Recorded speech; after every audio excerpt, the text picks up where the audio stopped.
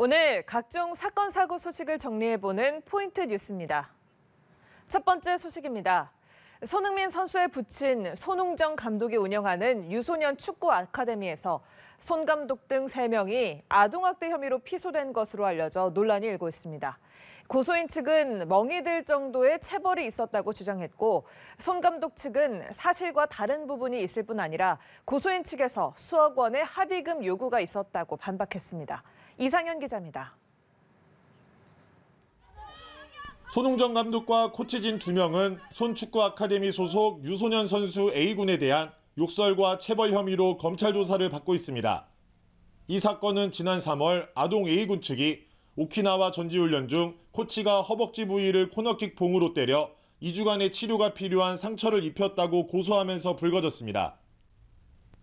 A군 측은 경기에서 진 뒤 코치로부터 일부 다른 선수들과 골대에서 중앙선까지 20초 안에 뛰어오라는 지시를 받았고, 제 시간에 들어오지 못하자 엉덩이를 코너킥 봉으로 맞아 전치 2주의 상처를 입었다고 주장했습니다. 훈련과 경기 때마다 입에 담기도 어려운 욕설을 들었으며, 한 코치로부터는 숙소 등에서 지속적인 괴롭힘을 당했다고도 설명했습니다. 이래저래해서 혼냈습니다 하면 이런 일이 발생 안 했을 수도 있죠. 거짓말들을 계속하고 연변을 늘어놓으니까 고소를 했겠죠. 만났을 때도 거짓말을 하면서 핑계를 대더라고요. 뭐 욕을 해서 혼냈다는 식으로 얘기를 하길래 그건 그쪽 변호사한테도 얘기했고, 그래서 만나갖고 5분간 만에 갔어요. 사건을 수사한 강원경찰청은 손 감독 등 3명을 지난 4월 검찰에 송치했습니다. 3명 모두 혐의를 인정한 것으로 전해졌습니다.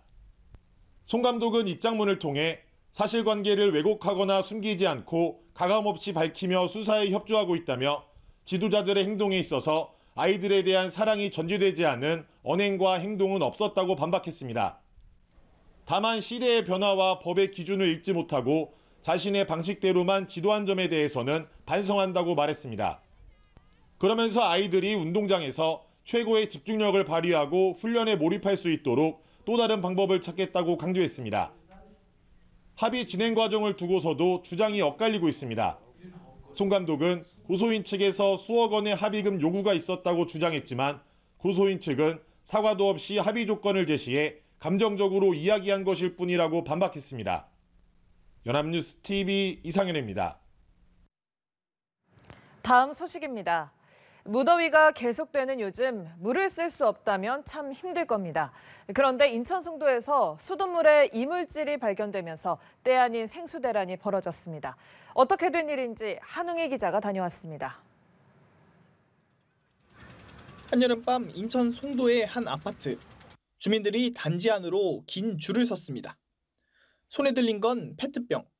갑작스럽게 단수가 될 수도 있다는 소식에 식수를 받기 위한 배급줄이 생겨났습니다. 마시는 거는 진짜 그냥 생수 사다 먹고 있고, 씻는 거는 오늘 못 씻었어요. 필터가 노래졌다, 까매졌다 뭐 이런 글들이 뭐 올라오긴 하더라고요.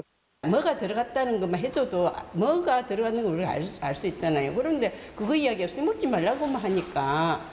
원인은 며칠 전 인근 도로에서 발생한 상수도관 파열 때문입니다. 사흘 만에 복구를 했지만 물을 다시 흘려보내는 과정에서 먹는 물 기준을 초과한 이물질이 발견됐습니다. 누수가 나가서 철거하는 과정에서 이제 뻘모래가 비도 왔잖아, 비. 네. 그러면 그냥 그게 안 들어가겠냐. 오염된 물을 빼내기 위해 어제 저녁부터 이렇게 곳곳에서 방류 작업이 이뤄지고 있습니다. 안내가 있을 때까지 수돗물 마시는 것을 자제해달라는 공지에 인근 마트와 편의점에는 때 아닌 생수 대란이 벌어졌습니다. 대란이었죠. 물 찾으러 오셔갖고 냉장고는 다 뒤지시면서 물 달라고 하시는데 물은 없었고, 연가시 같다고 사람들이 막 다 떼거지러 가. 너무 많이 불편하고 지금 날씨가 너무 더워가지고 목이 마른데 여기도 없으니까 계속 돌아다녀야 되는 거잖아요. 인천시 상수도 사업본부는 음용 자제를 권고했을 뿐 단수를 안내하지는 않았다고 설명했습니다. 지역 일부가 아직 조금 먹는 수질이 미흡한 거로 나와서 현재 당류 작업을 하고 있어요. 6시 정도 되면 정상화될 거라고 지금 보여지는데 단언하지 않습니다. 상수도 사업본부 측은 수질이 정상화될 때까지 저수조에 물이 부족한 아파트에는 식수를 지원할 예정입니다. 연합뉴스TV 한웅입니다. 마지막 소식입니다. 지하철에 타다 보면 승강장과 열차 사이에 유독 간격이 넓은 구간들이 있습니다. 얼마 전 9살 어린이가 그 틈에 몸이 빠지는 아찔한 사고도 있었는데요. 실제로 한 해 약 80건의 발빠짐 사고가 일어나고 있습니다. 사고 예방을 위한 대책, 안채린 기자가 취재했습니다. 얼마 전 평소처럼 지하철을 타려던 A씨는 가슴을 쓸어내려야 했습니다. 9살짜리 아들이 갑자기 지하철과 승강장 사이 틈에 빠진 겁니다. 지하철이 도착해서 사람들이 이제 타기 시작을 했어요. 제가 먼저 탑승을 했고 뒤에 이제 아이가 타야 됐었는데 뒤돌아보니까 이제 아이가 없더라고요. 주변 사람들이 소리를 치고 문이 닫히는 걸 막는 동안 겨우 아이를 빼냈습니다. 같이 있던 친구 어머니가 아이 빠졌어요 하고 크게 외쳐주셔가지고 제가 아이 들어 올리는 동안에 이제 지하철 문이 한번 닫힐 뻔했었는데 지하철 안에 탑승해 계시던 중년의 남성분이 문을 안 닫히게. 다행히 심한 부상을 입진 않았지만 큰 사고로 이어질 수도 있던 위험한 순간이었습니다.